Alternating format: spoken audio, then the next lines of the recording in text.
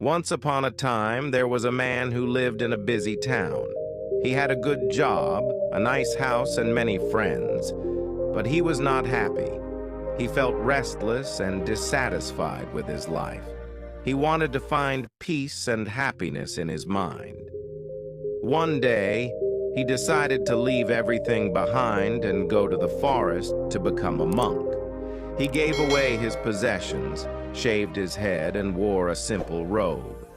He went to the dense forest on the mountain looking for a place to meditate.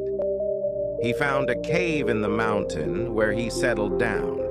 He spent the next 25 years in solitude, practicing meditation and self-discipline. After spending so much time in solitude, he felt he had gained control over his mind and emotions. He never felt anger, lust, greed, or fear. He was calm and serene all the time. He believed that he had attained enlightenment. One day, he felt a sudden urge to go back to the city and see how it had changed. He thought he could share his wisdom and compassion with the people there. He packed his few belongings and started his journey. He reached the city after several days of walking. He was amazed by the sight of the tall buildings, the crowded streets, and the noisy vehicles. He felt like a stranger in a foreign land. He walked along the pavement, trying to avoid the rush of people. As he was crossing a road, someone stepped on his foot by accident. That man's foot was heavy and crushed his toes. The pain was unbearable. The monk lost his temper and punched the man in the face. He shouted, "Are you blind? Can't you see where are you stepping?" The man was stunned and fell on the ground. He looked at the monk with fear and confusion. As soon as the monk realized what he had done, he was stunned. He thought, "What is this I have done? I have lived in solitude for 25 years. I have won over my mind. For the last 25 years, I have never been angry. But how did I become angry now?" He felt ashamed and guilty. He understood that he had been living in an illusion. He had not faced any real challenges or conflicts in solitude. His anger and other negative emotions. He had just suppressed it, and it is said that the monk fell at the feet of the man whom he had punched and said, "Please forgive me. You are my master. You have taught me a valuable lesson that by staying away from challenges, you cannot overcome them. If you want to overcome something, you have to live in those conditions where you face those challenges."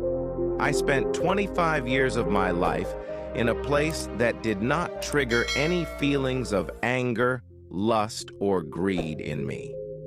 I never experienced these emotions and thought that I had overcome them. Now I will join the society and live with others, because that is where I can challenge my mind.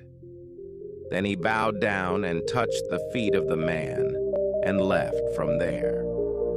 If we see in our lives, we will find that true peace does not come from avoiding life's challenges, but by facing them and embracing life with all its ups and downs. Like in this story, the man lived in solitude for 25 years. But all these years, he did not have to face any situation or challenge in which lust, anger, or greed would arise in his mind. But as soon as he came among people, he came to know that there is still anger inside him. And if anger is still present here, then other negative emotions like lust, greed, jealousy, or attachment will also be present here. He came to understanding that isolation from the society has not resolved these emotions, but suppressed them. To truly overcome these emotions, he must live in situations where he might encounter them and then practice maintaining control over them. The monk story is a testament to the idea that controlling the mind does not require an escape from worldly life, but requires a worldly life itself as its training ground. To truly overcome these emotions, he must live in situations where he might encounter them and then practice maintaining control over them. The monk's story is a testament to the idea that controlling the mind does not require an escape from worldly life, but requires a worthy life itself as its training ground. The challenges we face in our daily life helps us understand ourselves better. It is a common misconception that only those who can achieve enlightenment who renounce the word. But this story shows us that this belief might not be true. True enlightenment is not about escaping emotions, but about understanding, facing, and controlling them. Each day and every challenge we face is a chance to learn, practice, and maintain self-control. Therefore, always remember that inner peace and control over one's mind don't come from avoiding life's challenges, but by facing them with understanding, wisdom, and self-awareness.